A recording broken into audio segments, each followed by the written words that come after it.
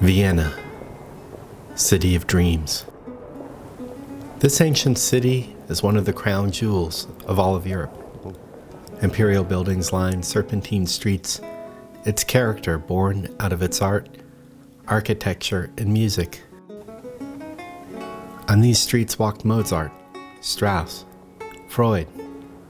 My day in Vienna begins on foot to the city's center, where I will make my way to the Museum Quartier, site of the Vienna Art History Museum and the National Numismatic Collection of Austria, one of the most important numismatic collections in all the world. As I go, all around me are hints and reminders of the Habsburg dynasty, of a Europe of the distant past, the sounds of horses and nobles and great parties. The Vienna of Empress Maria Theresa, the only female head of the Habsburg dynasty, would have impressed all comers. Today's version sees venerable buildings transformed into modern storefronts, but still maintains a proudness and character that says to me, this is a great city. Today, I've been invited to attend a private tour of the collection, which is curated by Dr. Klaus van der Weck, an accomplished numismatist and published author whose wide-ranging expertise spans the millennia and reaches far beyond the coins of his native Austria to Asia Minor and the far reaches of the medieval Muslim world. Normally, cameras are not permitted inside the building, but a special arrangement has been made thanks to our friends at the Austrian Mint. Inside, the building is just as impressive. Every inch is embellished with sculptural detail and ornament. These medallions recall the Austrian court. Down this hall, the Münz cabinet, which occupies 3 connected rooms that form a long corridor. The centerpiece, a large alchemical medallion of John Perman, presented to Leopold I in 1677, the medallion features the portraits of his true and imagined ancestors. Leopold was presented this medal after an alchemist's sleight of hand transmuted this originally silver-colored object to gold. The museum's other objects fill 4 rows of glass cases and cover the entire history of coinage, from ancient Lydia to the modern metalwork of Austrian Mint chief engraver Thomas Pessendorfer.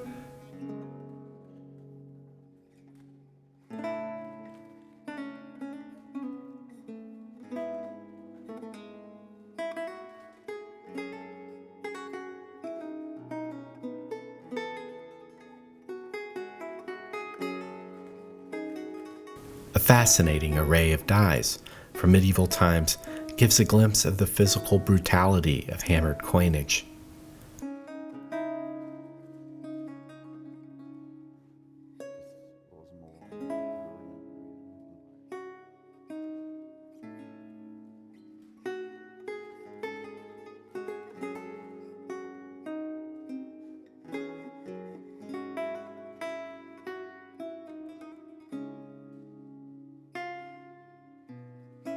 An impressive wooden coin cabinet contains coins from the collection of Duke Ferdinand of Tyrol.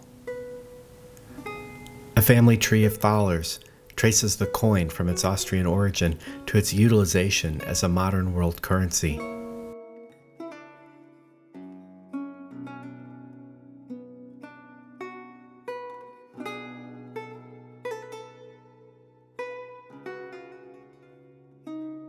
In the back room, Dr. van der Weck pulls out a selection of coins that he felt might be of interest to CoinWeek's readers.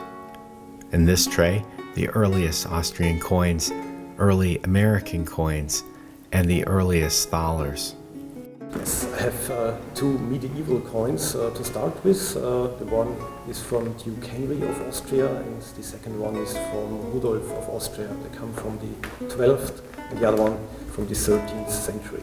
And these coins really form the basis of the creation of the Austrian mint, don't they? Yes, they stand at the very beginning of the Austrian minting at all, which first took place at several cities, and then under Rudolf it moved to Vienna, which became then the new capital of Austria, and he was also the founder of the Austrian mint, which is still in existence today.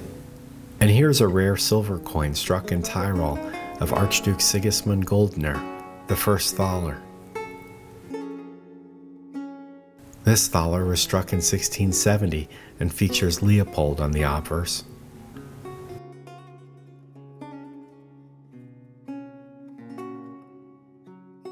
The Vienna 1794 dollar is lightly circulated, but nevertheless an impressive specimen. The highly lustrous 1799 eagle, however, is among the finest I've ever seen and was likely spirited away to Austria shortly after its issuance. These two Maria Theresa thalers were struck several years apart, one during her reign and another after her death. The time has come for me to leave the museum and this great city. If I'm ever in Austria again, I'll definitely come back to Vienna and to the museum. I hope this video has enticed you to do the same.